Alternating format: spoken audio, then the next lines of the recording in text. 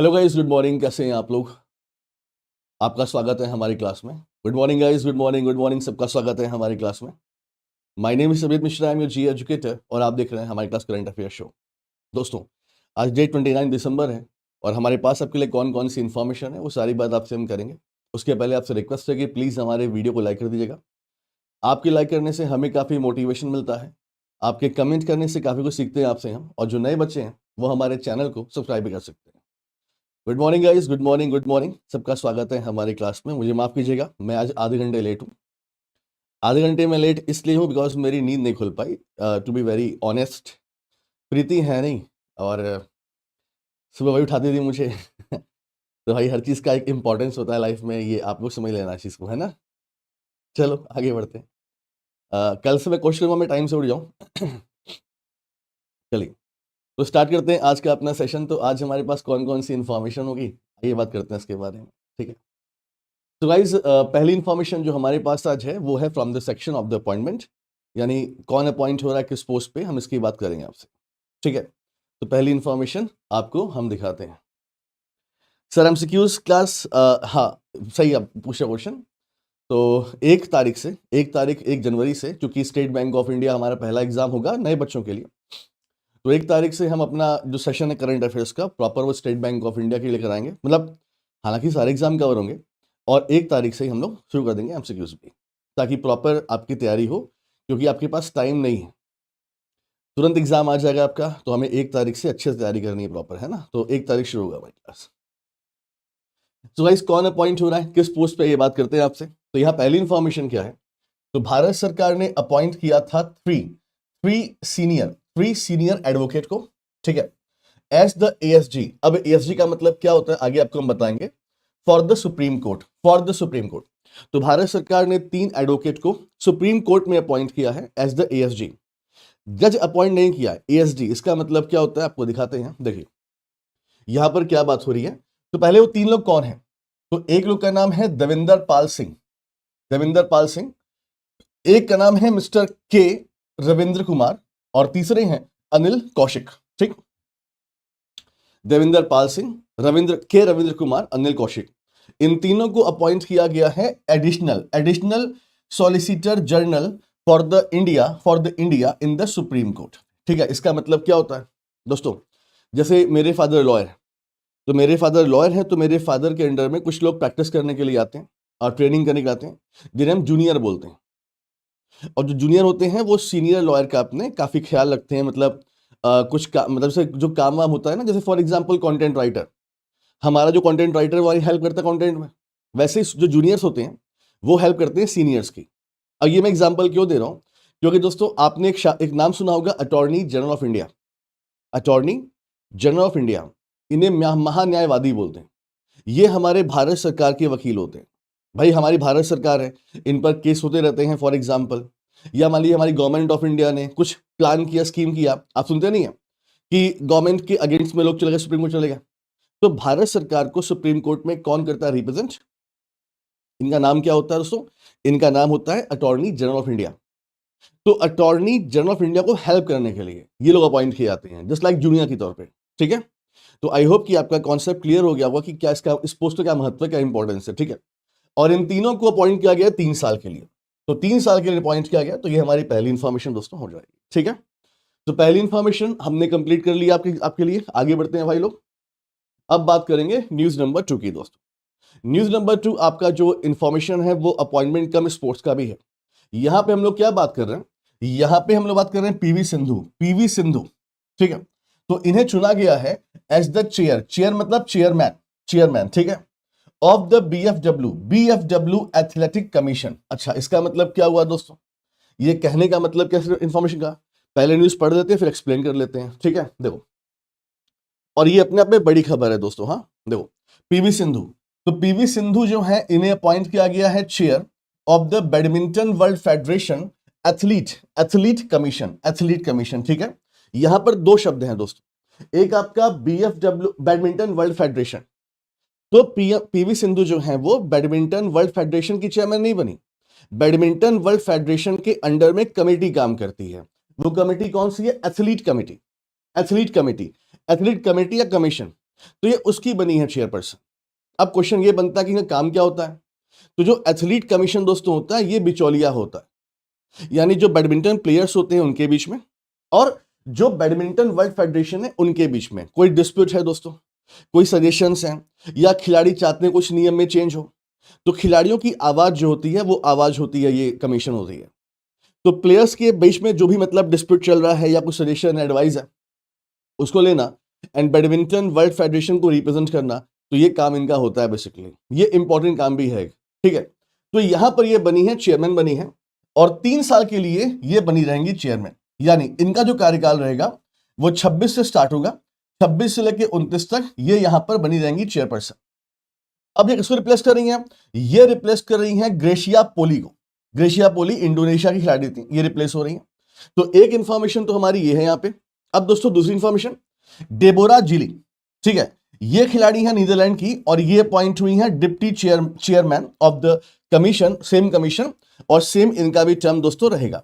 यानी हमने आपको यहां पर बैडमिंटन वर्ल्ड फेडरेशन के एथलीट कमीशन, मतलब कौन बनी है चेयरमैन और कौन बनी है वाइस चेयरमैन, ये भी इंफॉर्मेशन हमने आपको दे दी है। तो ये हमारी आज की दूसरी इंफॉर्मेशन दोस्तों हो जाएगी, ठीक है। आगे देखिए, बैडमिंटन वर्ल्ड फेडरेशन, इसका हेडक्वार्टर कहां पे है? इसका हेडक्वार्टर है कुआलालंपुर मलेशिया में है। तो एक पॉइंट ये देख लीजिए दोस्तों, ठीक है। अभी हमने बैक टू बैक 3 एग्जाम देखे, एसबीआई क्लरिकल, आईबीपीएस क्लरिकल और कल आरआरबी पीओ। तो हमें एक चीज समझ में आ रही है कि हमारे एग्जाम में स्टैटिक जे जो है वो काफी बढ़ रहा है। स्टैटिक जे कुछ अलग से नहीं आता, स्टैटिक जे आपका डेली क्लास से ही कवर होता है दोस्तों, डेली क्लास से कवर होता है। तो इसीलिए स्टैटिक जे को यहां वहां परेशान मत हो, आप डेली क्लास करोगे तो डेली में ही आप इसे रिवाइज भी कर लोगे, याद भी कर लोगे, ठीक है। तो इस पर थोड़ा ध्यान दो, है ना, ध्यान दो इस पर।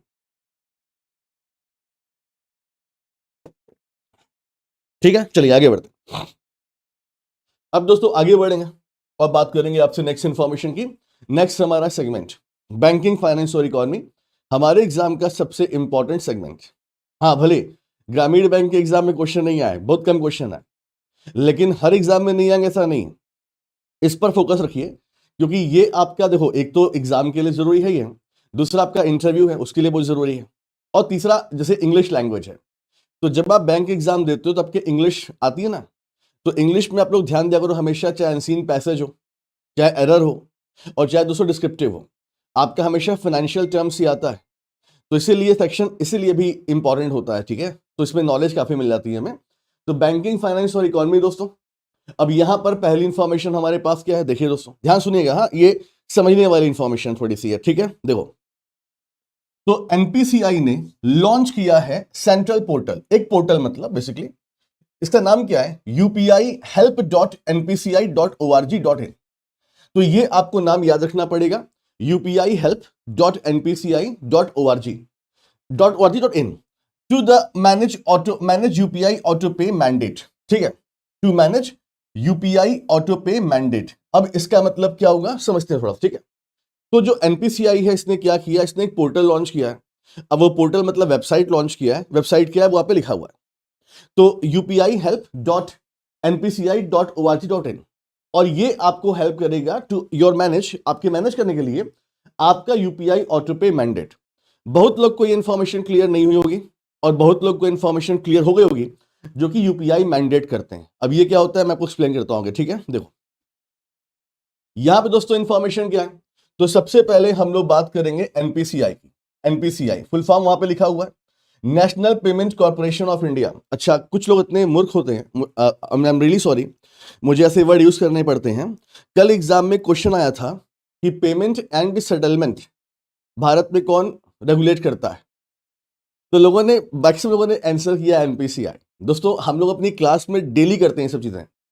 जब मैं आपको पढ़ाता हूं कि रिजर्व बैंक ऑफ इंडिया जो है उसने इस कंपनी को एज ए पीए का लाइसेंस दिया, अंडर विच एक्ट, तो payment and settlement system act. और अच्छा ऐसे भी जिन लोगों ने मुझसे पढ़ा होगा, बैंकिंग अवेयरनेस पढ़ा होगा, वहां पे रिजर्व बैंक ऑफ इंडिया के फंक्शन में आपको हम पढ़ाते हैं कि reserve bank of India payment and settlement system manage करता है।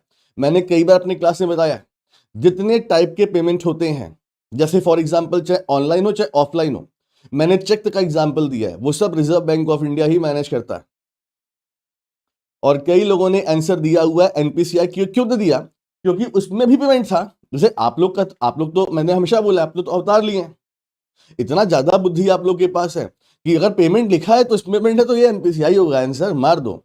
अच्छा, कल जब मैंने इसका आंसर दिया ना कि रिजर्व बैंक ऑफ इंडिया, तो एक एक लड़का या लड़की, मुझे नाम नहीं पता, तो वो मेरे मजे ले रहा था कि इसका तो एनपीसीआई होगा ना, और हंस रहा था उसमें तो लोगों ने उसके नीचे काफी कमेंट किया कि भाई तुम हंसो मत, आरबीआई को एनपीसीआई नहीं होगा। तो ये आप मान के बैठ जाते हो कि अरे हमने किया तो सही किया, वो गलत तो थोड़ा किया होगा। चलिए फिलहाल आगे बढ़ते हैं।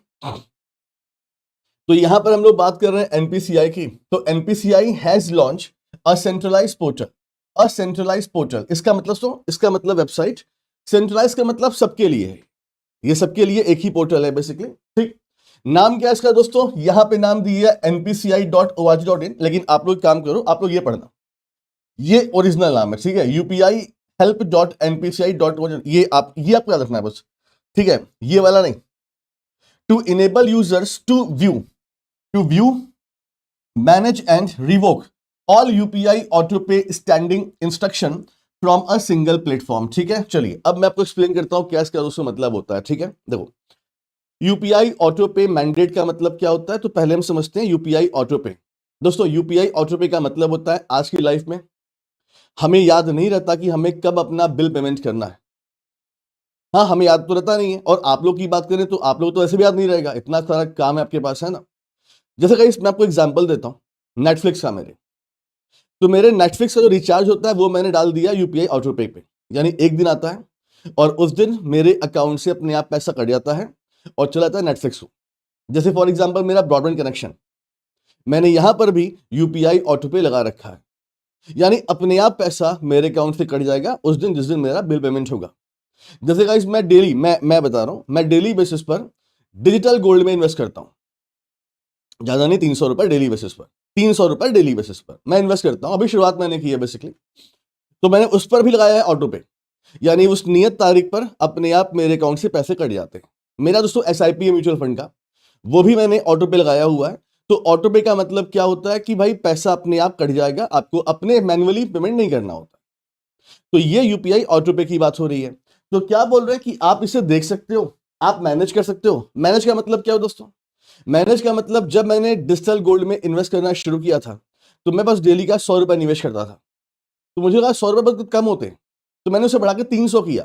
तो मुझे उसमें चेंज करना था, तो वो चेंज करना होगा तो कैसे करोगे आप, देखो, एंड रिवोक। और अगर दोस्तों आपको अपना कोई फॉर एग्जांपल ऑटो पे है उसे रोकना है, जैसे मैंने रोका हुआ है एप्पल का मैंने ऑटो पे लगाया हुआ था भाई, और एप्पल पता नहीं कैसे क्या करते हैं, हर महीने कम से कम 3 बार 1500 रुपए 1500 रुपए 1500 रुपए काट रहे थे। अब मुझे पता नहीं वो क्यों काट रहे थे, तो मैंने उसे रोक दिया जाकर। तो अभी आपको व्यू करना है, मैनेज करना है, रोकना है अपना यूपीआई ऑटो पे स्टैंड, मतलब ऑटो पे, तो आप इस प्लेटफॉर्म पर जाइए और यहीं से आप अपने सारे ऑटो पे को जो है वो यहां पर आप व्यू कर सकते हो, मैनेज या रोक सकते हो बेसिकली। तो ये पॉइंट आपके सामने, ठीक है। आगे बढ़े, चलिए नेक्स्ट इंफॉर्मेशन।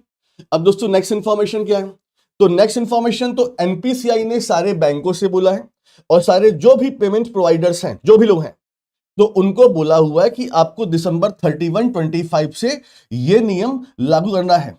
यानी आपका जो कस्टमर है वो इस जब प्लेटफॉर्म पर जाएगा और लॉगिन करेगा तो उसका सारा ऑटो पे यहां पे दिखना चाहिए और वो अपने हिसाब से यहां मैनेज कर सकता है। तो एक इंफॉर्मेशन आपको ये दे रहे थे हम लोग, ठीक है। चलिए आगे बढ़ते हैं। तो गाइस एक इंफॉर्मेशन हमारी यहां पर ये हो जाएगी, ठीक है।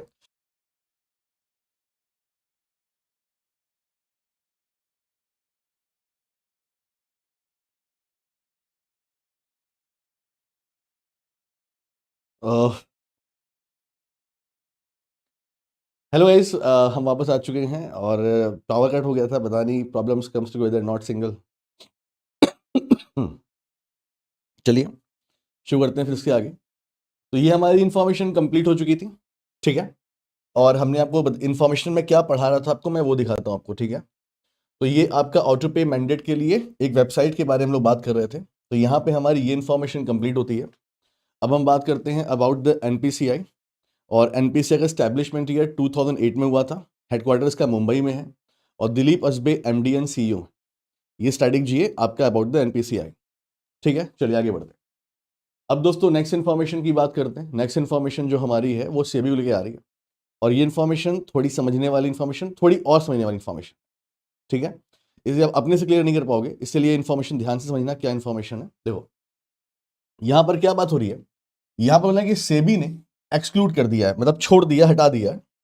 तो सेबी ने रिमूव कर दिया है, हटा दिया है zero coupon zero principal bond, ठीक। देखो ध्यान से, यहां पे क्या बोल रहे हैं, zero coupon zero principal bond and delisted securities, ठीक है, from the BSDA eligibility valuation. अब इसका दोस्तों मतलब क्या होता है, तो ध्यान से समझना पड़ेगा। पहले एक बार इंफॉर्मेशन आगे बढ़ते हैं, फिर देखते हैं कहां पे समझाना है, ठीक है।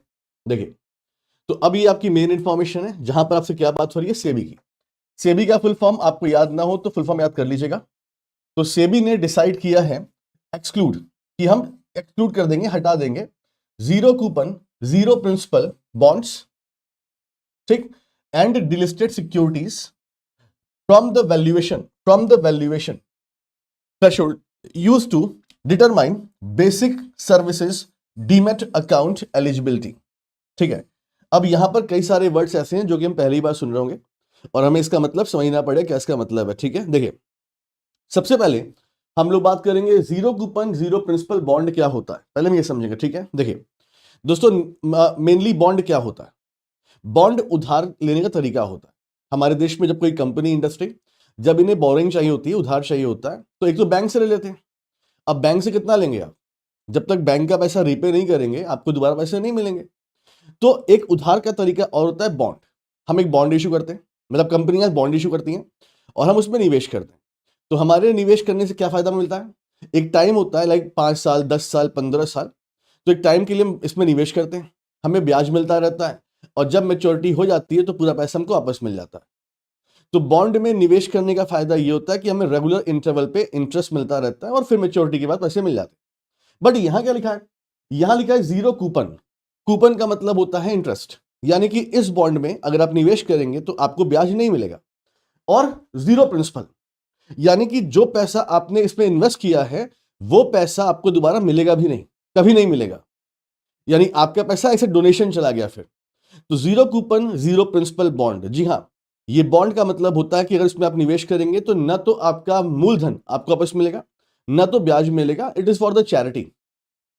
जैसे गाइस एग्जांपल में तो आपको जैसे जैसे इलेक्टोरल बॉन्ड था, इलेक्टोरल बॉन्ड आपने सुना होगा, जो पॉलिटिकल पार्टीज डोनेशन की लेती थी। यानी आप इलेक्टोरल बॉन्ड में निवेश करते हो तो ना तो ब्याज मिलता है और ना तो आपका पैसा वापस मिलता है। तो हमारे देश में बहुत सारे एनजीओज हैं जो ऐसे बॉन्ड इशू करते हैं ताकि आप उसमें निवेश कर सकें, ठीक है। तो zero coupon zero principal bond क्या होता है वो एक्सप्लेन कर दिया मैंने। नेक्स्ट है डिलिस्टेड सिक्योरिटीज, इसका मतलब इसका मतलब शेयर से, ठीक। और यहां पे डिलिस्टेड का मतलब यह होता है कि भाई आपने किसी कंपनी के शेयर में निवेश किया था, वो कंपनी बंद हो गई, वो कंपनी इंसॉल्वेंट हो गई, वो कंपनी शेयर मार्केट से हट गई है, उसके शेयर्स पड़े हुए आपके, लेकिन कहां पड़े हुए, तो क्या बोल रहे हैं, जीरो कूपन जीरो प्रिंसिपल या डिलिस्टेड सिक्योरिटीज। इसका मतलब क्या होता है एक्सप्लेन मैंने कर दिया। अच्छा अब क्या बोल रहे हैं, इनको हटा दिया जाएगा वैल्यूएशन निकालने के लिए आपके basic services demat account eligibility. अब ये कैसे होता है, आपने डीमैट अकाउंट सुना होगा लेकिन यहां बेसिक सर्विस लिखा हुआ है। देखिए दोस्तों अब मेरी बात समझिए, सबसे पहले आपको समझना पड़ेगा डीमैट अकाउंट क्या होता है। दोस्तों डीमैट अकाउंट एक ऐसा अकाउंट है, इसके बिना आप शेयर मार्केट में, शेयर्स में या बॉन्ड में या डिवेंचर में निवेश नहीं कर सकते। यानी ये बॉन्ड आपके पास होना चाहिए, लेकिन दोस्तों अगर ये अकाउंट आपके पास होना चाहिए, लेकिन अगर आपके पास ये अकाउंट होता है तो आपको फिर एनुअली एक चार्ज पे करना पड़ता है,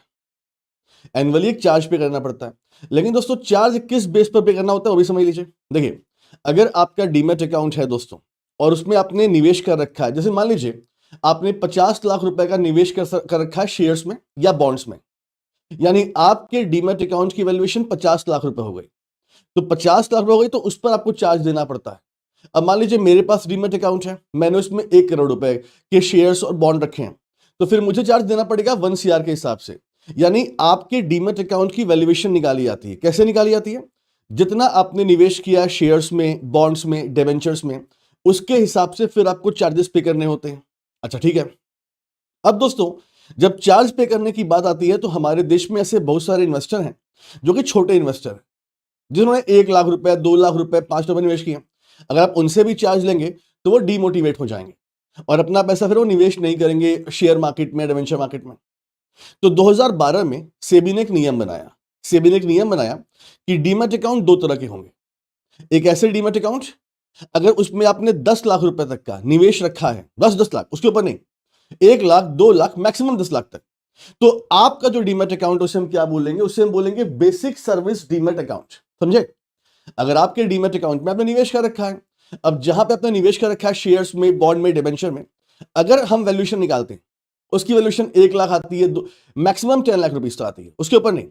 अगर 10 लाख आती है तो हम क्या बोलेंगे? बेसिक सर्विस डीमैट अकाउंट बोलेंगे। और अगर आपका बेसिक सर्विस डीमैट अकाउंट है तो फिर आपको नील चार्ज पे करना होता है, और अगर इसके ऊपर निवेश है तो फिर आपको चार्ज पे करना पड़ेगा दोस्तों। तो यहां पे सेबी ने नियम को इजी कर दिया है, और जो छोटे इन्वेस्टर हैं उनको और हेल्प कर दी है। वो क्या बोल रहे हैं?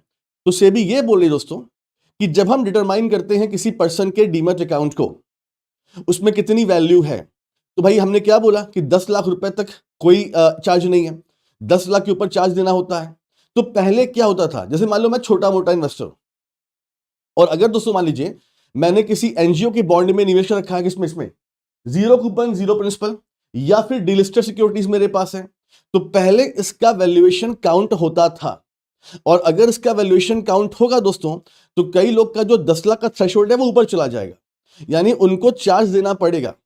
तो स्मॉल इन्वेस्टर ने सेबी से बातचीत की कि भाई अगर हमने निवेश किया हुआ है जीरो प्रिंसिपल वाले में, तो हम तो डोनेशन दे रहे हैं एक तरह से, और अगर कोई शेयर है ही नहीं शेयर मार्केट में, हालांकि उसका शेयर पड़ा हुआ डीमैट में, लेकिन वो है ही नहीं शेयर मार्केट में, तो उसका मतलब वो जीरो हो गया। लेकिन फिर भी इसकी वैल्यू को पहले हम ऐड करते थे। तो सेबी ने इसीलिए अब क्या किया रखा, अगर आपका डीमैट अकाउंट है और आपके पास जीरो प्रिंसिपल वाला बॉन्ड है या फिर डीलिस्टेड वाला शेयर है, तो अब दोस्तों से काउंट नहीं किया जाएगा। इससे रिलीफ क्या मिलेगी? इससे रिलीफ ये मिलेगी कि ऐसे लोग जिनमें ये काउंट होता था पहले, तो उनका वैल्यूएशन 10 लाख के ऊपर जाने पर उन्हें चार्ज पे करना पड़ता था। अब ये हम काउंट करेंगे ही नहीं, तो फिर आपका जो रियल इन्वेस्टमेंट है सिर्फ वही माना जाएगा। समझिए मेरी बात? एक बार मुझे +1 कर देना कि हाँ सर बात क्लियर हो गई, ठीक है? तो सेबी अब से वैल्यूएशन नहीं निकालेगी जीरो कूपन, जीरो प्रिंसिपल का और डीलिस्टेड सिक्योरिटीज का। तो ये बता रहे हैं for the basic service demat account eligibility. ठीक है, आगे देखिए। अब दोस्तों ये नियम कब से लागू होगा? ये नियम 31 मार्च 26 से लागू होगा। ये नियम 31 मार्च 26 से लागू होगा। आप लोग इस पर फोकस नहीं करते हो, ये सब एग्जाम में क्वेश्चन आ जाते हैं, कब से लागू होगा? तो हमें लगता है कि 1 अप्रैल से लागू होगा, ऐसा कई बार होता है, लेकिन ये 31 मार्च से दोस्तों। ठीक है, वही बोल रहे हैं as per the revise norm the value of the zero coupon, zero principal bond and delisted securities मतलब share will not be counted while the checking BSDA eligibility. समझ गए? तो ये इंफॉर्मेशन हमारे पास थी दोस्तों, और कब से लागू होगा लिखा भी है, and will support small investor with holding below 10 lakh rupees. अभी 10 लाख क्यों आया वो मैंने एक्सप्लेन पहले ही कर दिया आपसे। ठीक है, तो यहां पर हमारी ये इंफॉर्मेशन कंप्लीट हो जाएगी। अब यहां पर आपको बता रहे हैं कि बेसिक सर्विसेज डीमैट अकाउंट ये कब शुरू हुआ है? तो ये 2012 में शुरू हुआ है, बस इतना पढ़ना है आपको, बाकी कुछ भी आपको नहीं पढ़ना है। ठीक है, तो एक पॉइंट हमारा ये हो जाएगा। थ्रेशोल्ड का मतलब लिमिट। मैंने क्या बोला? अगर 10 लाख रुपए से ऊपर वैल्यूएशन आ रहा है then you will have to pay charge.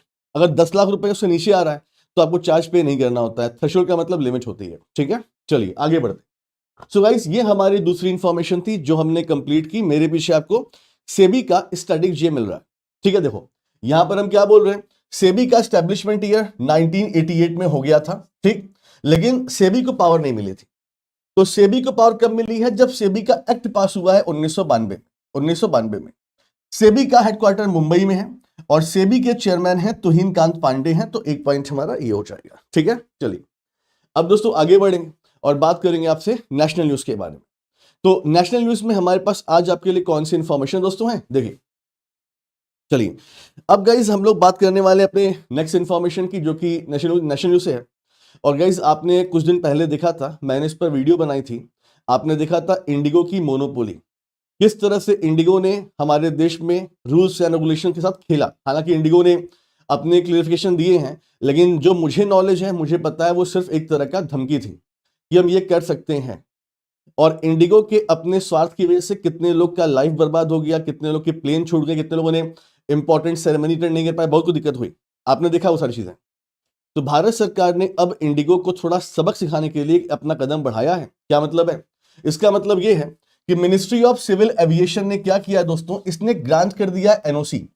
NOC इसका मतलब क्या होता है? Non object certificate. मतलब to Al Hind Air, Fly Express and Shankh Airline. ठीक है, इसका मतलब क्या है दोस्तों?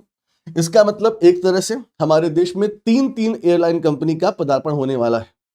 यानी हमारे देश में कस्टमर के पास और सारे ऑप्शन आ जाएंगे, क्योंकि आपको भारत में तीन तीन एयरलाइन एक साथ नई देखने को मिलेंगी। पूरी इंफॉर्मेशन क्या है दोस्तों, यहां पे देखिए हम लोग क्या बात कर रहे हैं। मिनिस्ट्री ऑफ सिविल एविएशन ने ग्रांट कर दिया है no objection certificate, no objection certificate. ठीक, टू न्यू एयरलाइन, इनका नाम क्या है दोस्तों? पहला है अल हिंद एयर, दूसरा है फ्लाई एक्सप्रेस, ज्वाइनिंग द शंख airline which had previously revise it's NOC. ठीक है, तो कहने का मतलब गाइस ये है कि बेसिकली दो को नया मिला है और शंख को भी नया ही मिला, तो कहने का मतलब ये तीन एयरलाइन इस तरह हो जा रही। तो इनके नाम देख लीजिए, अल हिंद एयरलाइन ये दोस्तों केरला बेस एक एयरलाइन होगी, फ्लाई एक्सप्रेस ये हैदराबाद बेस है, और शंख एयरलाइन ये यूपी का, ये यूपी का अपना एयरलाइन होगा दोस्तों, जो नोएडा इंटरनेशनल एयरपोर्ट से ऑपरेट होगा। ठीक है, तो हमने आपको तीन एयरलाइन के बारे में इंफॉर्मेशन दी है और तीनों कहां से बिलोंग करती हैं वो भी बता दिया हमने। विच हैड प्रीवियसली रिसीव्ड, ठीक है, इतना हो गया।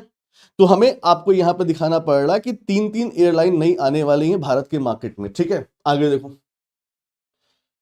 All three airline are expected to commence operation in 26 में तीनों एयरलाइन शुरू हो जाएंगी दोस्तों। ठीक है, these newly approved airline are now required to secure an air operator certificate. ये सब नहीं पढ़ना आपको, ठीक है, बस आप इतना समझ लो भाई कि तीन एयरलाइन कौन सी हैं। ठीक है, और इन्हें एनओसी मिल चुका है। अब ये थोड़ा सा मतलब कागजी कार्रवाई और है, उसके बाद इनको प्रॉपर लाइसेंस मिल जाएगा, ये काम करना शुरू कर देंगे। कहने का मतलब ये हो गया कि तीन एयरलाइन आ रही हैं मतलब बेसिकली। ठीक है, अच्छा आगे देखो, अब ये क्या बोल रहे हैं, status of India domestic aviation market.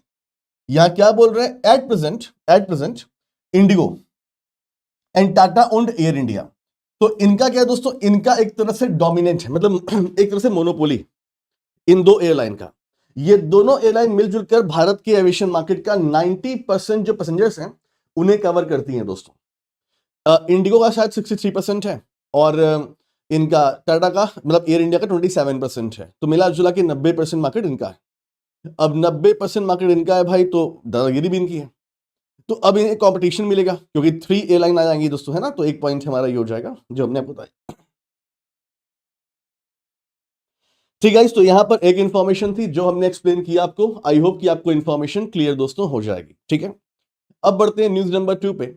और दोस्तों चूंकि मैंने अपना करियर फार्मा से ही शुरू किया था, सेल्स एंड मार्केटिंग, है ना, तो मुझे थोड़ा इसके बारे में नॉलेज है।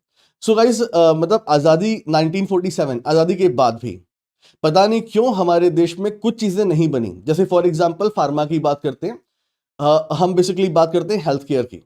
इसमें एक बड़ी ही इंपॉर्टेंट मशीन होती है एमआरआई मशीन। आपने मूवीज में देखा होगा या आपने खुद देखा होगा एमआरआई मशीन के बारे में, है ना दोस्तों। हमारे देश में अभी तक जो एमआरआई मशीन होती हैं, ये जो मशीन अब इसमें ना इंसान अंदर आता है, आपने देखा होगा, तो ये जो मशीन है अभी तक इसे हम इंपोर्ट कर रहे थे, यानी भारत में ये बनी नहीं रही थी। अब हमारे देश में एक कंपनी है जिसने खुद का हमारा एमआरआई मशीन बना दिया है।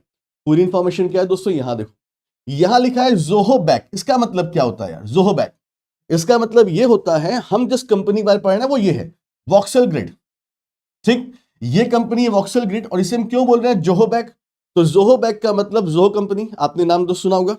तो जोहो कंपनी जो भारतीय कंपनी है और जो एक काफी तेजी से बढ़ने वाली कंपनी है, बेसिकली हमारे सामने एक विकल्प रखती है गूगल का, जीमेल का, इन सब का, जोहो आपने शायद नाम सुना होगा। सो जोहो ने इसमें इन्वेस्टमेंट किया बेसिकली, इसलिए हम बोल रहे हैं जोहो बैक बोल रहे हैं। ठीक है, मेन नाम ये है वॉक्सेल ग्रिड। ठीक, तो इसने बना दिया भारत का पहला इंडिजीनियस स्वदेशी एमआरआई स्कैनर। ठीक है, तो कौन सी और ये बड़ा डेवलपमेंट है, छोटा मोटा डेवलपमेंट नहीं है। तो वॉक्सेल ग्रिड कंपनी है, जोहो द्वारा इसमें इन्वेस्टमेंट हुआ है, तो इसने भारत का स्वदेशी पहला एमआरआई स्कैनर बना दिया। अब पूरी इंफॉर्मेशन क्या है दोस्तों, यहां पे देखिए आप लोग, तो कंपनी कौन सी है, वॉक्सेल ग्रिड कंपनी है। ठीक है, ये जोहो बैक कंपनी है, I think state bank of India clerical में या आईबीपीएस में आपसे क्वेश्चन पूछा गया था ना, जो आपका व्हाट्सएप का एक सब्स्टिट्यूट था, याद कीजिए, उसमें नाम दिया था, पूछा था कि कौन सी कंपनी का है, वो भी जोहो का था ना बेसिकली। तो ऐसे क्वेश्चन बनते हैं भाई लोग, ध्यान देना। हाँ, तो वॉक्सल ग्रिड जो है वो जोहो बैक स्टार्टअप है, इसने डेवलप किया है और डिप्लॉय भी कर दिया है, मतलब बनाया भी है और डिप्लॉय भी कर दिया है। भारत का पहला फुल्ली इंडिजीनियस 1.5 टेस्ला, टेस्ला का बेटा मतलब होता है ये एक तरह का मापक होता है ना, एक तरह का, ठीक है। तो ये 1.5 टेस्ला मैग्नेटिक रेजोनेंस इमेजिंग, यानी ये एमआरआई का फुल फॉर्म बता रहे हैं आपको। मतलब ये जो मशीन है दोस्तों, ये डिप्लॉय भी हो गई है, डेवलप तो पहले हो गई थी। ये 1.5 टेस्ला इसका मतलब वो है, पावर बोल सकते हो आप लोग, मैग्नेटिक रेजोनेंस इमेजिंग स्कैनर, यानी एमआरआई है मतलब बेसिकली।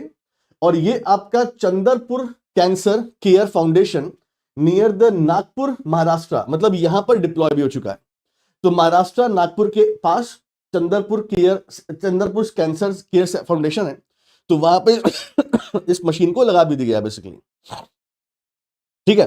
तो एक पॉइंट आपको हम ये बता रहे थे, आपको एमआरआई कभी कभी ऐसा होता है करंट अफेयर्स में हम कहां फोकस करते हैं, तो आपको एमआरआई पर उतना फोकस नहीं करना है फुल फॉर्म पर, आपको फोकस करना है कौन सी कंपनी है और ये जो स्कैनर है एमआरआई स्कैनर, ये कहां पे लगाया गया है बेसिकली, ठीक है, वो देख लीजिए।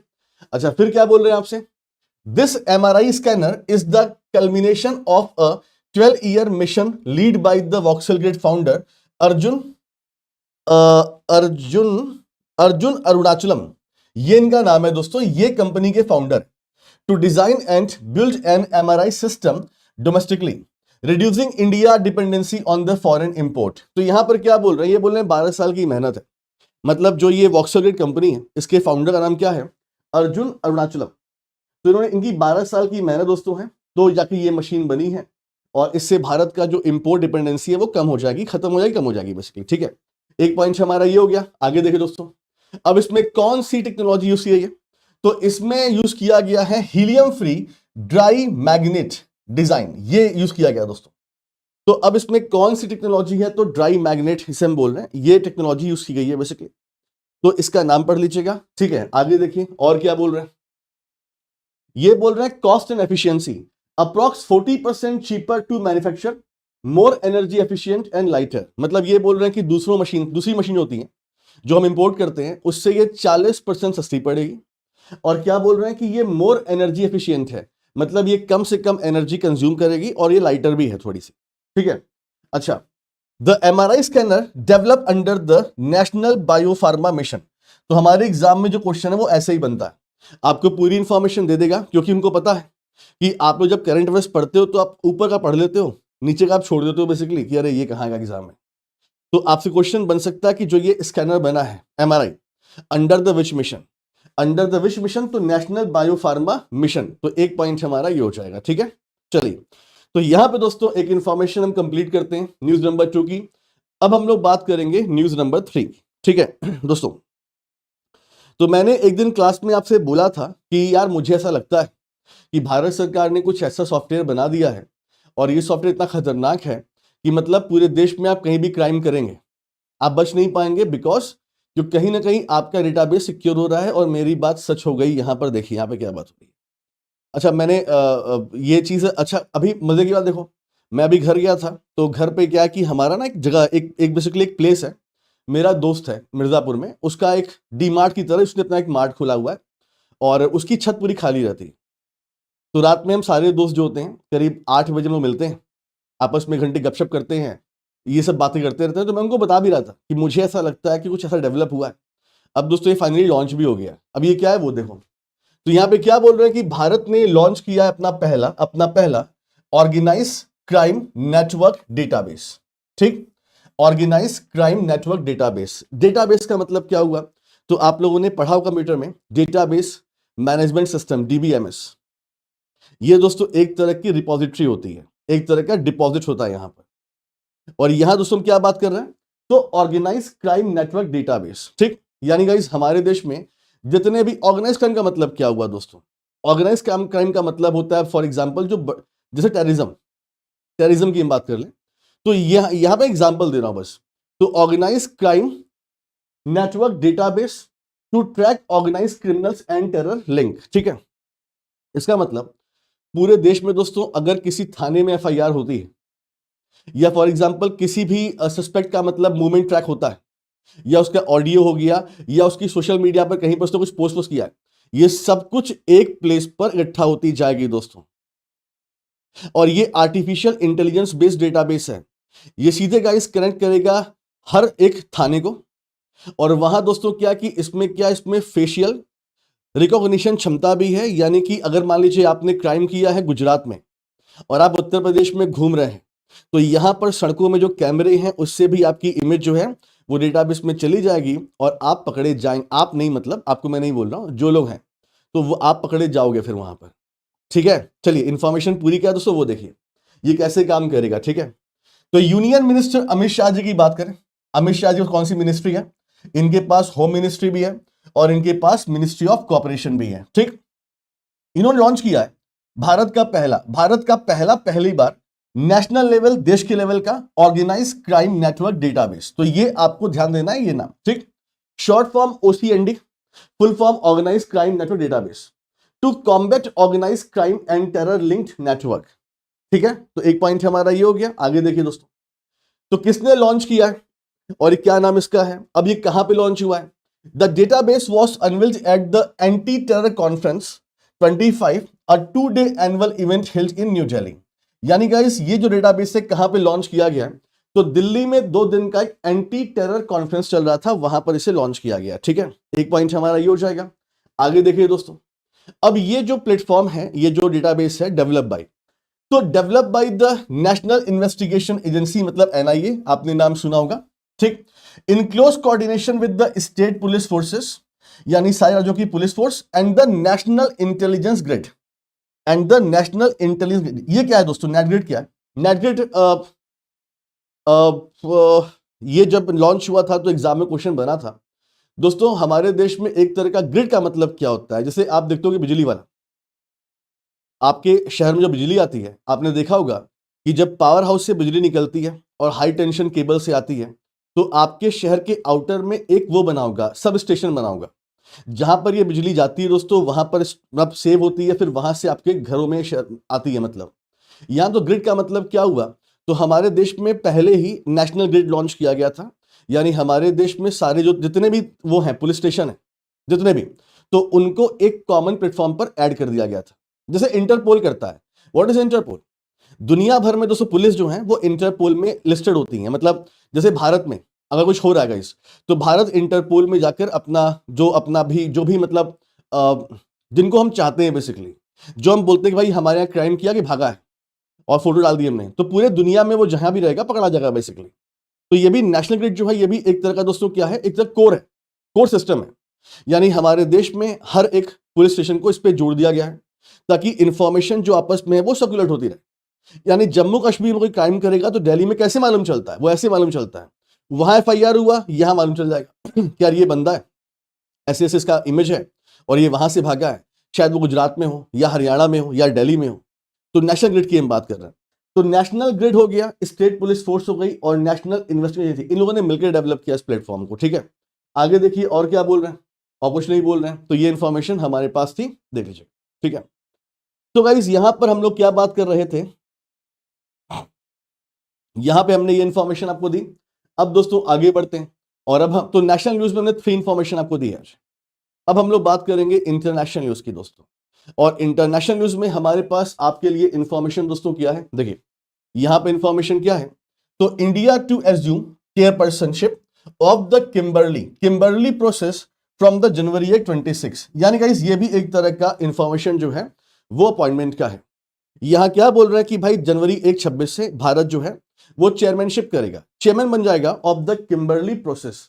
अब दोस्तों इसका मतलब क्या होता है ये हमें थोड़ा समझना पड़ेगा। ठीक है, दुनिया भर में हमारा ध्यान जो होता है वो हमेशा कहां पर होता है? लाइक हमारा ध्यान होता है कि भाई बांग्लादेश में क्या हो गया, पाकिस्तान में क्या हो गया, नाइजीरिया में क्या हो रहा है फॉर एग्जांपल, यूक्रेन में क्या हो रहा है फॉर एग्जांपल, है ना। लेकिन हमारा ध्यान इस पर नहीं आता ये क्यों हो रहा है, बेसिकली ऐसा क्यों हो रहा है। भाई दुनिया में केवल क्रिश्चियन, यहूदी, हिंदू, मुस्लिम के राइट नहीं, एक बहुत बड़ा नेटवर्क होता है दोस्तों, जैसे फॉर एग्जांपल इलीगल ट्रेड का, जैसे नशे की चीजें हो गई, ड्रग्स हो गया, डायमंड हो गया, प्रोस्टिट्यूशन हो गया, ये सब भी है। ये सब इतने बड़े बड़े नेटवर्क हैं दोस्तों कि मतलब इसमें जैसे म्यांमार की बात करते हैं, म्यांमार क्यों इतना अशांत रहता है पता है? आपने कोई सोचा है म्यांमार क्यों इतना अशांत रहता है? क्योंकि म्यांमार दोस्तों दुनिया भर के जो ड्रग्स ट्रेड होते हैं उसका एक एपिक सेंटर है। अफगानिस्तान की बात, अफगानिस्तान अफीम आप जानते होंगे मेरे ख्याल से, अफगानिस्तान की आप बात कर लीजिए। बांग्लादेश और म्यांमार में कुछ पार्ट ऐसे हैं जहां पे ड्रग्स प्रॉपर उगाए जाते हैं, खेती इनकी होती है दोस्तों। या आप एशियान कंट्री की बात कर लीजिए, तो म्यांमार जो है वो एपिक है, हब है मतलब। जी हाँ, ये कभी सर्च किया इस पे करिएगा, समझ रहे हैं? तो कहने का मतलब क्या है दोस्तों कि दुनिया में ये सब भी होता है। और यहां पर हम लोग क्या बात कर रहे हैं, यहां पे हम लोग बात कर रहे हैं इलीगल रफ डायमंड के ट्रेड की। और आपने ये मूवीज में देखा होगा, अक्सर हॉलीवुड मूवीज देखा होगा आपने, कि मतलब अफ्रीका में कोई देश है जहां पे इलीगल तरीके से डायमंड निकाले जाते हैं या गोल्ड निकाले जाते हैं। अब भाई देखो, जैसे हमारे देश में क्या है, हम लोग तो ठीक है, अगर आप अफ्रीका की बात कर लें दोस्तों, तो अफ्रीका में मिनरल रिच कंट्रीज हैं और यहां पर कई कंट्रीज में डायमंड निकाली जाती हैं। अच्छा, और दोस्तों अफ्रीका में आपने देखा होगा कि यहां पर सिविल वॉर बहुत होता है। यानी कहने का मतलब यहां पे सरकार तो होती है दोस्तों, लेकिन सरकार के साथ साथ कुछ एरियाज ऐसे होते हैं जो कि विद्रोही ग्रुप होता है, जो कैप्चर किए होते हैं। मैं आपको एग्जांपल देता हूं दोस्तों, अभी आपने सुना होगा लीबिया के बारे में, आपने सुना होगा लीबिया, आपने सुना होगा लीबिया ने पाकिस्तान के साथ $4 बिलियन का ट्रेड किया है। और उसी टाइम पे आपने सुना होगा कि लीबिया का जो आर्मी चीफ था वो टर्की गया था, और जब वो टर्की से निकला तो 12 मिनट के बाद उसका प्लेन क्रैश हो गया। अब ये क्या है दोस्तों? तो ये आपको समझना पड़ेगा। लीबिया, कर्नल गद्दाफी, आपने शायद नाम सुना होगा दोस्तों। गद्दाफी जो थे एक तानाशाह थे लीबिया के, बाद में यूएस ने अटैक किया और गद्दाफी को मतलब उनके देश वालों ने ही मार दिया से कहा जाता है बेसिकली। और उसके बाद से लीबिया शांत है, पता क्यों? क्योंकि दोस्तों लीबिया दो पार्ट में डिवाइड है। एक पार्ट उसका वो पार्ट है जो कि यूएन फोर्स कंट्रोल करती है, नाटो वाटो और ये सब कंट्री कंट्रोल करते हैं, और एक पार्ट जो है उसमें विद्रोही ग्रुप का है। और मजे की बात देखो, विद्रोही जो ग्रुप है उनका एरिया ज्यादा है। तो मजे की बात देखो, तो लीबिया में जो विद्रोही ग्रुप है, ठीक, तो उनकी अपनी सेना है दोस्तों, तो उनकी अपनी सेना है उनकी भी, तो वो डील करने गए थे पाकिस्तान से। और जो लीबिया में यूएन वाली सरकार चलती जो है बेसिकली, वो गई थी टर्की से डील करने। अब यहां पर एक नाम आ रहा है सामने कि शायद पाकिस्तान ने वो क्रैश करा दिया, क्योंकि पाकिस्तान चाहता है कि उसका हथियार बिके। और पाकिस्तान का हथियार क्या है दोस्तों? वो चाइना का JF-17 थंडर जो प्लेन है, तो वो चाइना से खरीदते हैं, अपना पेंट वेंट कर देते हैं हरा भरा और वो बेच देते हैं। तो यही डील थी गाइस। तो मैं आपको बस ये समझा रहा था कि मतलब अफ्रीकन कंट्रीज में ऐसा है, मतलब वहां पे सरकार कुछ पार्ट में चलती है, कुछ पार्ट विद्रोही लेते हैं। अब क्वेश्चन ये बनता है, ये जो विद्रोही है पैसे कहां से मिलते हैं? तो इनको बहुत बड़ा पैसा मिलता है इलीगल डायमंड ट्रेड से। यानी ये इलीगल तरीके से डायमंड निकलवाते हैं, उसको इंटरनेशनल मार्केट में बेचते हैं, पैसे कमाते हैं और उस पैसे का यूज करते हैं वायलेंस में। तो जो किम्बरली प्रोसेस है ये इसीलिए बनाया गया कि दुनिया भर में जो इलीगल डायमंड्स की ट्रेड है उसे आप निकाल दो सप्लाई चेन से। अगर उसको आप ट्रेड ही नहीं करोगे, खरीदोगे नहीं, तो इन्हें पैसे कहां से मिलेंगे? और भारत को इसका चेयरपर्सन बनाया गया। पूरी इंफॉर्मेशन क्या है दोस्तों, यहां पर देखिए। तो क्या बोल रहे हैं कि India will officially assume the chairperson of the Kimberley process. Kimberley process क्या बोल रहे हैं? किम्बरली प्रोसेस सर्टिफिकेट स्कीम बोलो या फिर इसे आप क्या बोल लो, किम्बरली प्रोसेस बोलो, आप यही पढ़ो, यही इजी रखा आपके लिए। तो भारत को बनाया गया chairman of the Kimberley process, a global initiative to remove the conflict diamond. Conflict इसका मतलब क्या हुआ दोस्तों? वही जो मैंने आपको एक्सप्लेन किया पूरा इलीगल तरीके से, to remove conflict diamond from the global supply chain. यानी किम्बरली प्रोसेस का ऑब्जेक्टिव क्या है कि जो इलीगल डायमंड्स हैं, जिसे हम क्या बोलते हैं, जिसे हम कॉन्फ्लिक्ट डायमंड बोल रहे हैं, तो इनको सप्लाई चेन से हटा देना। यानी जब कोई इसे परचेज ही नहीं करेगा तो पैसे कहां से मिलेंगे इनको? तो ठीक है, ये देख लो आगे जो क्या बोल रहे हैं। तो this is for the third time, तीसरी बार ऐसा है, India has been elected chairman of the Kimberley process. तो भारत तीसरी बार बना है चेयरमैन। और क्या बोल रहे हैं? India will take over the chairmanship from the United Arab Emirate. तो भारत किससे ये लेगा, ये पद लेगा? तो यूनाइटेड अरब एमिरेट अभी तक इसका चेयरपर्सन था, अब इंडिया हो जाएगा दोस्तों, ठीक है। तो यूएई जो है वो करंट चेयरमैन है ऑफ द किम्बरली प्रोसेस, और जनवरी 1 से भारत इनसे ले लेगा बेसिकली, ठीक है। आगे देखिए अब क्या बोल रहे हैं। Prior to assuming the chairmanship, India officially took over as the vice chairman of the KP from December 25 इसका मतलब क्या है दोस्तों? इसका मतलब ये है कि भारत अभी तक वाइस चेयरपर्सन था, तो वाइस चेयरमैन था, अब चेयरमैन जाएगा उसका, ये बता रहे हैं मतलब बेसिकली कि भारत अभी तक वाइस चेयरपर्सन यहां पे था, अब बन जाएगा चेयरमैन। ठीक है, एक पॉइंट देखिए। अब क्या बोल रहे हैं? अब ये बोल रहे हैं कि भारत की तरफ से कौन रिप्रेजेंट करेगा इसमें, इंडिया को कौन करेगा? तो बोल रहे हैं the gem and jewellery export promotion council, the gem and jewellery export promotion council which work under the Ministry of Commerce and Industry. Ministry of Commerce and Industry is the nodal agency for the KP in India. ठीक है, यानी भारत कौन represent करेगा वो नाम आपके सामने यहां पर है। तो gem and jewellery export promotion council जो कि काम करता है under the ministry of commerce and industry, ये हमारा नोडल एजेंसी बन जाएगा for the Kimberley process in India. ठीक है, तो एक पॉइंट हमारा ये हो गया। चलिए दोस्तों, अब हम बात करेंगे अबाउट द किम्बर्ली प्रोसेस। इसे कब बनाया गया था? तो इसे बनाया गया था जनवरी 1, 2003 को। ठीक, कहां पे इसका हेडक्वार्टर दोस्तों है? तो इसका हेडक्वार्टर बोत्सवाना देश है ना, वहां पे गैब्रोन में है इसका हेडक्वार्टर। ठीक, और क्या बोल रहे हैं पार्टिसिपेंट? तो 60 पार्टिसिपेंट इसमें हैं रिप्रेजेंटिंग 86 कंट्रीज। तो 86 देशों से 86, मतलब जैसे हमारी जेम एंड एक्सपोर्ट, जो हमारी जैसे फॉर एग्जांपल जो हमारी जेम एंड ज्वेलरी संस्था है, तो ऐसे ही बोल रहे हैं कि मतलब 60 पार्टिसिपेंट रिप्रेजेंटिंग 86 कंट्री। आप बोलेंगे सर ये कम क्यों है? तो भैया यूरोपियन यूनियन इसमें है ना, यूरोप भाई सिंपल सी बात है ना, यूरोपियन यूनियन में कई सारे देश हैं लेकिन उसे आप एक गिनते हो, तो इसीलिए आपको ये अंतर दिख रहा होगा। तो 60 पार्टिसिपेंट फ्रॉम द 86 कंट्री, ऐसे आप पढ़ सकते हो। ठीक है, चलिए आगे बढ़ते हैं भाई लोग। अब दोस्तों स्पोर्ट्स की बात करेंगे और स्पोर्ट्स में हम लोग बात करेंगे स्मृति मंधाना की। Smriti Mandhana achieve record as the first Asian and world number 2 to reach the 4000 T20 runs. ठीक है, तो वाइस स्मृति मंधाना ने अपने T20 में 4000 रन पूरे कर लिए और ऐसा करने वाली ये विश्व में नंबर 2 पर है और पहली एशियाई बन गई है। पूरी इंफॉर्मेशन क्या है दोस्तों, देखिए यहां पे। तो इंडिया वाइस कैप्टन भी इस समय ये है, स्मृति मंधाना की बात हम लोग कर रहे हैं। ठीक है, तो ये क्या बोल रहे हैं, इन्होंने एक रिकॉर्ड बना दिया basically, first women T20 international against the Sri Lanka at the Visakhapatnam. यानी गाइस यहां पर देखिए 2-3 इंफॉर्मेशन है। तो पहली इंफॉर्मेशन मैंने क्या बताया कि स्मृति मंधाना दुनिया में नंबर 2 बन गई है और पूरे एशिया में नंबर 1 बन गई हैं 4000 रन पूरे करने के मामले में T20 इंटरनेशनल में। तो इन्होंने रिकॉर्ड कहां पर बनाया? विशाखापट्टनम बनाया, अगेंस्ट श्रीलंका बनाया। ठीक है, श्रीलंका अगेंस्ट बनाया, तो एक पॉइंट हमारा ये हो जाएगा। ठीक, आगे देखो क्या बोल रहे हैं। In her comeback match Mandhana become the first Indian and first Asian batter to cross 4000 run in the women T20 international, जो मैंने पहले ही बोल दिया आपसे। तो भाई क्या, तो ये बोल रहे हैं कि ये पहली भारतीय भी है, पहली एशियन भी है, लेकिन दुनिया में नंबर 2 पर है, जो T20 में 4000 रन पूरे कर रही है। ठीक है, आगे देखिए अब क्या बात हो रही है।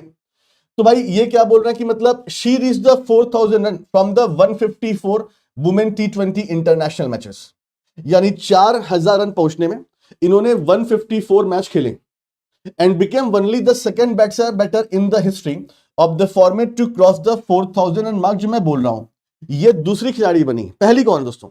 तो पहली कौन है? पहली है सूजी बेट्स। ये दोस्तों खेलती है फ्रॉम द न्यूजीलैंड से खेलती है ना, हाँ न्यूजीलैंड खेलती है और इन्होंने 177 मैच में 13 रन बनाए हैं। इनका मैच छोड़ो, तो नंबर 1 पर कौन है? ये खिलाड़ी हैं, किस कंट्री से बिलोंग करती है वो भी देख लो। स्मृति मंधाना 4000 रन जो पहुंची हैं वो 154 मैचेस से पहुंची हैं। एक इंफॉर्मेशन हमारी हो जाएगी।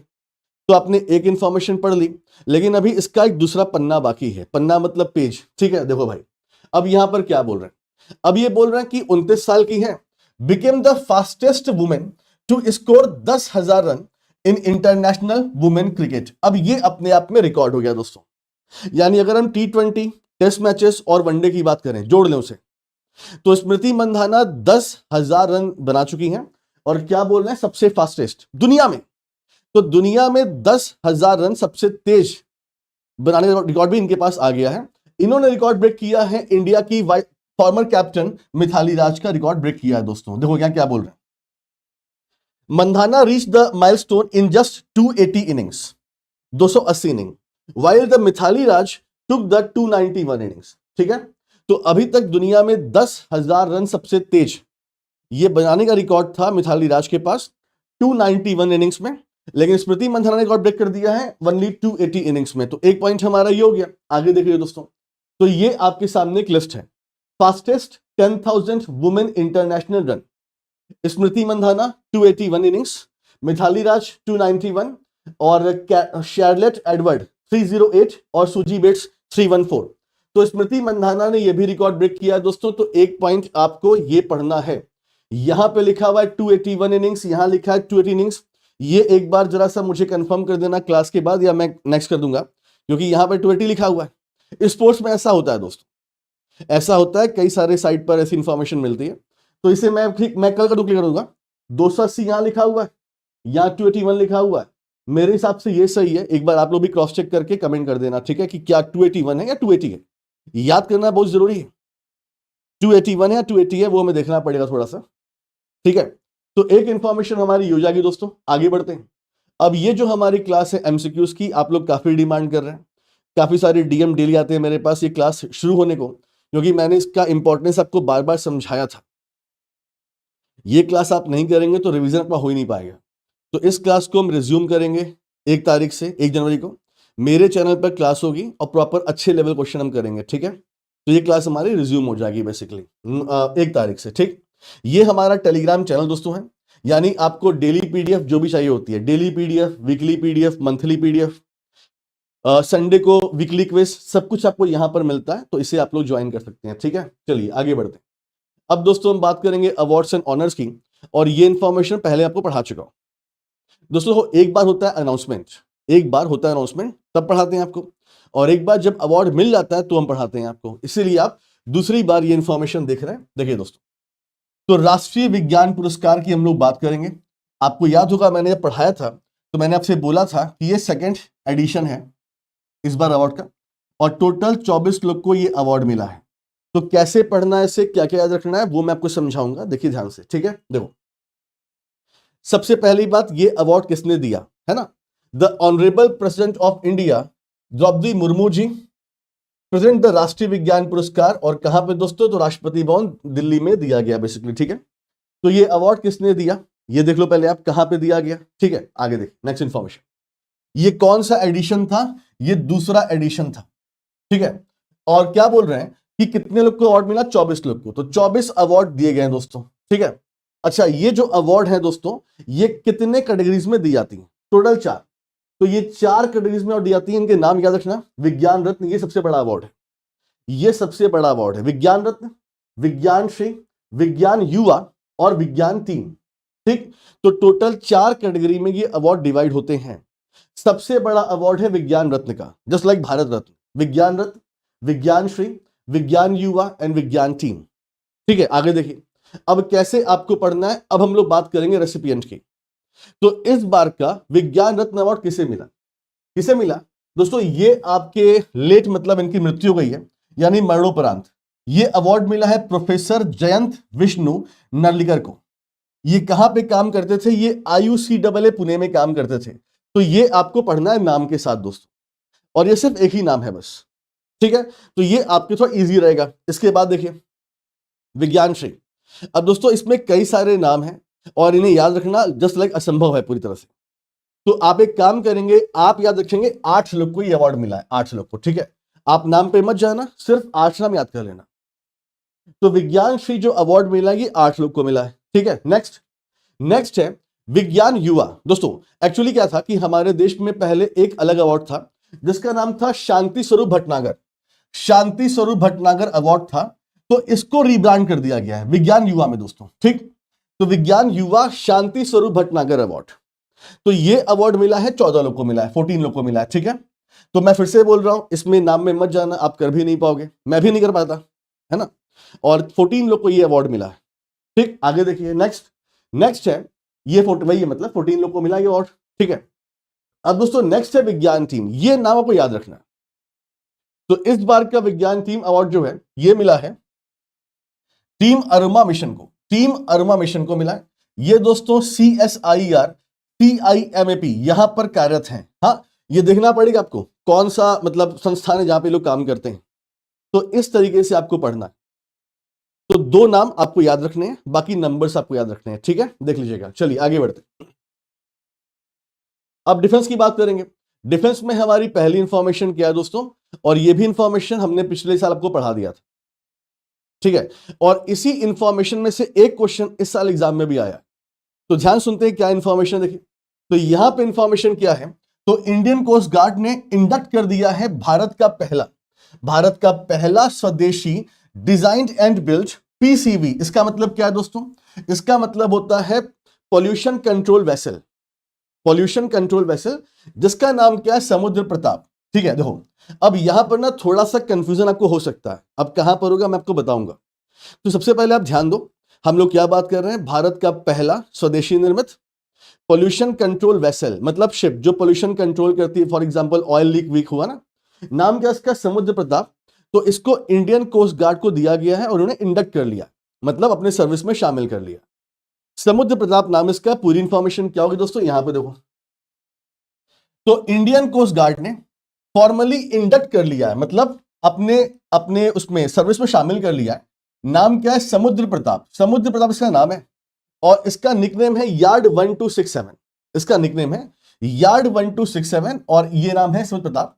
ये भारत का पहला स्वदेशी design and built pollution control vessel है, और कहां पे दोस्तों, गोवा शिपयार्ड लिमिटेड। यानी मान लीजिए आपके एग्जाम में क्वेश्चन बनता है कि इसे किसने बनाया है, ये जो वेसल है, शिप है, किसने बनाया है, तो गोवा शिपयार्ड लिमिटेड ने बनाया है। कहां पे, वास्को डिगामा गोवा में प्लेस है जहां पर इसे इंडक्ट किया गया है by the Indian coast guard.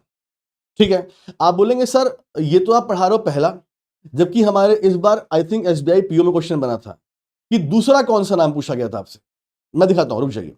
ठीक है, अब यहां क्या बोल रहे हैं, समुद्र प्रताप, ठीक, was built by the Goa Shipyard Limited under the 2 PCV project signed on the 22nd June 2021 between the Ministry of Defense and the Goa Shipyard Limited। अब ये क्या बोल रहे हैं, तो ये बोल रहे हैं कि एक्चुअली ये डील हुई थी 2021 में, जब हमारी मिनिस्ट्री ऑफ डिफेंस ने गोवा शिपयार्ड लिमिटेड को 2 पॉल्यूशन कंट्रोल वेसल बनाने के लिए कॉन्ट्रैक्ट किया था।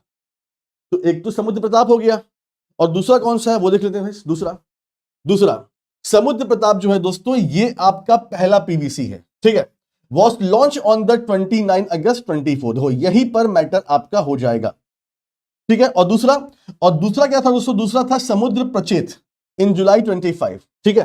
तो हमने आपको यहां पर दोनों की इंफॉर्मेशन नाम दे दिए। तो समुद्र प्रताप जो है दोस्तों, ये पहला पीवीसी है, और ये बोल रहा है कि ये 24 में ऑलरेडी लॉन्च हो चुका है, और दूसरा जो है गाइस वो अभी लॉन्च हुआ था जुलाई 25 में। तो अब क्वेश्चन यहां पर ये बनता कि जब ये लॉन्च हो चुका था तो फिर ये हम क्यों पढ़ रहे हैं बेसिकली। देखिए दोस्तों, एक होता है लॉन्चिंग और एक होता है इंडक्शन, दोनों में अंतर क्या है, दोनों में अंतर दोस्तों ये है कि मतलब जैसे फॉर एग्जांपल जब ये शिप बनी, जब ये शिप बनती है दोस्तों, तो गोवा शिपयार्ड लिमिटेड से बनाया गया। तो बनाने के बाद पहली बार जब इसे पानी में उतारा जाता है उसे हम क्या बोलते हैं, उसे हम बोलते हैं लॉन्चिंग का कमीशन। तो इसको पहली बार लॉन्च किया गया था कब, ये 29 अगस्त 24 में, यानी इसका केवल जलावतरण हुआ था, मतलब पानी में से उतारा गया था। इसके बाद दोस्तों फाइनल टेस्टिंग बची होती है, और टेस्टिंग के बाद अब इंडियन कोस्ट गार्ड ने इसे शामिल कर लिया अपने सर्विस में। तो जो ये डेट लिखी हुई है, ईयर लिखा हुआ है, वो जब पहली बार इसे पानी में उतारा गया था, और अब ऑफिशियली इसको ज्वाइन कर लिया गया बेसिकली। तो ये मतलब इसका होता है। और हमारे देश में दोस्तों जो समुद्र प्रचेत है, इसको भी लॉन्च कर लिया गया है, अब इसकी टेस्टिंग चल रही है, तो आगे जाके इसको भी शामिल कर लिया जाएगा। लेकिन ये क्वेश्चन एग्जाम में आ भी चुका है इस बार। तो हमने अपने दोनों पॉल्यूशन कंट्रोल वेसल के बारे में इंफॉर्मेशन आपको दे दी है। इन दोनों का नाम क्या है दोस्तों, कब इनको बनाने के लिए एग्रीमेंट साइन हुआ था, कब साइन हुआ था, और बेसिकली किसने से बनाया है, तो ये सब आपने देख लिया, ठीक है। अच्छा, अब गाइस समुद्र प्रताप की बात करें तो इसकी लंबाई जो है वो है 114.5 मीटर की है, ठीक है। तो 114.5 मीटर की इसकी लंबाई है, 16.5 मीटर की चौड़ाई है, and has a displacement of the 4170 ton का इसका वेट है, मतलब कहने का मतलब, ठीक है। तो लंबाई चौड़ाई 114.5 मीटर, 16.5 मीटर, और डिस्प्लेसमेंट आपका 4170 टन का है। तो ये इसका दोस्तों आपके सामने फीचर हो गया पूरा, ठीक है। आगे देखिए, और कुछ है नहीं, और कुछ नहीं है। अब दोस्तों आगे बढ़ेंगे और दूसरी इंफॉर्मेशन की बात करेंगे। दोस्तों आपको याद होगा हमने सितंबर के महीने में आपको ये इंफॉर्मेशन दी थी, हमारे डिफेंस मिनिस्टर राजनाथ सिंह गए थे मोरक्को, और वहां हमने आपको पढ़ाया था कि इन्होंने इनॉग्रेशन किया था टाटा का, तो टाटा एडवांस जो कंपनी हमारी है उसका एक प्लांट था मोरक्को में, जहां पे दोस्तों टाटा जो है ये आपका 8x8 व्हीकल बना रही थी। आपको मैंने बताया था what is the meaning of 8x8। तो 1 2 3 4 5 6 7 8, मतलब इसमें 8 टायर्स होते हैं बेसिकली, मतलब 8, हाँ ये आपकी दो दो के हैं, दो दो के हैं, 8 1 2 मतलब 2 2 2 2, नेक्स्ट 2 2 2 2, तो 8x8 इसलिए हम बोलते हैं। और ये आपका आर्मर्ड व्हीकल होता है। सितंबर के महीने में ऑलरेडी पढ़ा चुके हैं आपको। तो यहां पर इंफॉर्मेशन क्या है दोस्तों, कि इसका पहला बैच जो है वो बना के डिलीवर कर दिया गया है मोरक्कन आर्मी को। ठीक है, पूरी इंफॉर्मेशन क्या है दोस्तों, यहां पर देखो हम लोग क्या बात कर रहे हैं। तो भारत की Tata advance system limited company, Tata advance system limited, तो इसने डिलीवर कर दिया है पहला, फर्स्ट बैच, इसने डिलीवर कर दिया पहला batch of indigenously developed wheeled armoured platform. ठीक है, व्हील्ड आर्मर प्लेटफॉर्म, जिसे डब्ल्यूएच भी बोल रहे हैं। तो wheeled armour platform 8x8 vehicles, ये इसका नाम पूरा दोस्तों, यहां से। तो ये क्या बोल रहे हैं, व्हील्ड आर्मर्ड प्लेटफॉर्म का मतलब क्या हुआ दोस्तों, व्हील का मतलब पहिए होते हैं, आर्मर्ड का मतलब इसमें आर्मर लगे हुए हैं। यानी कहने का मतलब आप अगर दुश्मन के ऐसे एरिया में हैं जहां पे दुश्मन आपके ऊपर गोलाबारी कर रहे हैं, तो आप इस व्हीकल में बैठकर अपने साथ कुछ सैनिकों यहां से वहां ट्रांसपोर्ट कर सकते हैं। इस पर दोस्तों ना तो केमिकल और ना तो एक्सप्लोजिव काम करता है, और इसमें गन भी लगी हुई है। यानी ये चलता फिरता एक तरह का टैंक ही एक तरह का दोस्तों। ठीक है, तो यहां पे क्या बोल रहे हैं, ये व्हील्ड आर्मर्ड प्लेटफॉर्म है, डब्ल्यूएचपी से बोल रहे हैं 8x8 व्हीकल्स। ठीक है, to the royal Moroccan army kingdom of Morocco, तो इनको दे दिया गया है दोस्तों। ठीक है, तो एक पॉइंट हमारा ये हो गया। ठीक, आगे बढ़िए। अब दोस्तों क्या बोल रहे हैं, अंडर द इंडिया आत्मनिर्भर भारत, अंडर द इंडिया आत्मनिर्भर Bharat and the make with friends make for the world initiative. मतलब कहने का मतलब क्या है दोस्तों, कहने का मतलब ये है, तो ये जो आपके आर्मर्ड व्हीकल्स हैं जो हमने मोरक्को में बनाए, तो ये भारत के किस विजन के तहत हमने बनाए। देखो, एक तो हमारा क्या है, एक तो हमारा है मेक इन, मतलब आत्मनिर्भर भारत, यानी हम खुद बनाएंगे। दूसरा क्या बोल रहे हैं, मेक विथ फ्रेंड्स, यानी जो हमारे फ्रेंडली कंट्री देश हैं हम वहां भी जाएंगे, वहां पे निवेश करेंगे, वहां बनाएंगे। तो make with friends make for the world initiative, तो ये आपका जो इनिशिएटिव हमारी गवर्नमेंट का है उसके अंडर में से बनाया गया है। और क्या बोल रहे हैं, तो टोटल 150 ये आपके व्हील्ड आर्मर जो व्हीकल्स हैं उनकी दोस्तों डील हुई है इन सितंबर 24 में। तो पिछले साल की बात है दोस्तों, तो पिछले साल डील हुई थी 150 ऐसे व्हीकल देने के लिए मोरक्को को। ठीक है, अच्छा, will be delivered over 3 years, यानी 24 में डील हुई थी और 3 साल में हमको दोस्तों क्या करना है, 150 व्हीकल देने। और जो प्लांट हमने लगाया मोरक्को में उसकी क्षमता कितनी है, 100 यूनिट प्रोड्यूस एनुअली, यानी एक साल में 100 गाड़ियां यहां पे बन सकती हैं ऐसी। ठीक है, आगे देखो अब क्या बात हो रही है।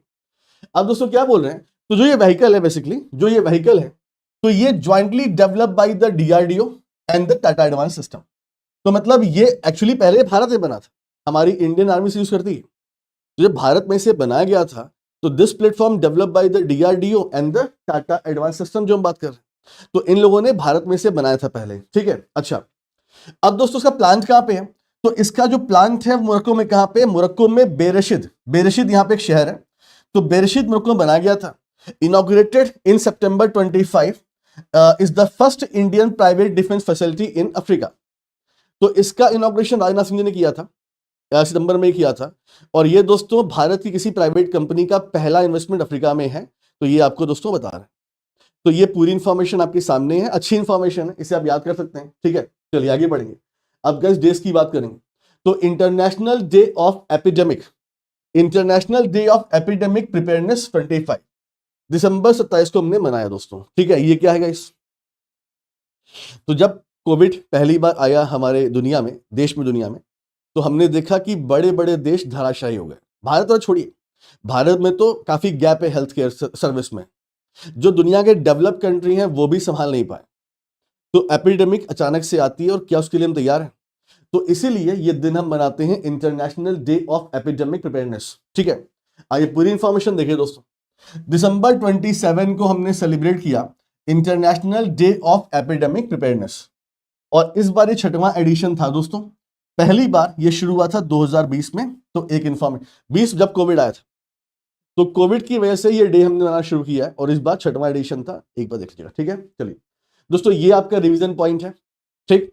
अगर आप आरआरबी क्लर्क की तैयारी कर रहे हैं, ये पढ़ना है आपको, और जो बच्चे 26 के लिए तैयारी करेंगे, तो डेज हमारे हर एग्जाम में आया है, तो जनवरी से आपको डेज लर्न करना शुरू करना है, ठीक है। चलिए आगे बढ़ते हैं। अब दोस्तों आगे बढ़ेंगे और यहां पर हम थैंक यू बोलेंगे आपको, ठीक है। यानी आज का सेशन यहां पे हमारा समाप्त होता है। तो अगर आपको हमारी क्लास अच्छी लगी, लगनी चाहिए वैसे, तो प्लीज हमें कमेंट कर देना, क्योंकि हम इस क्लास में strategy, current affairs, geo politics, government scheme, सब कुछ कवर करते हैं। Thank you so much, take care, अपना ख्याल रखिए दोस्तों। मिलते हैं आपसे नेक्स्ट क्लास में, और खूब पढ़िए, हमेशा आगे बढ़िए, और हमेशा अपने माता पिता का सम्मान कीजिए। Thank you so much.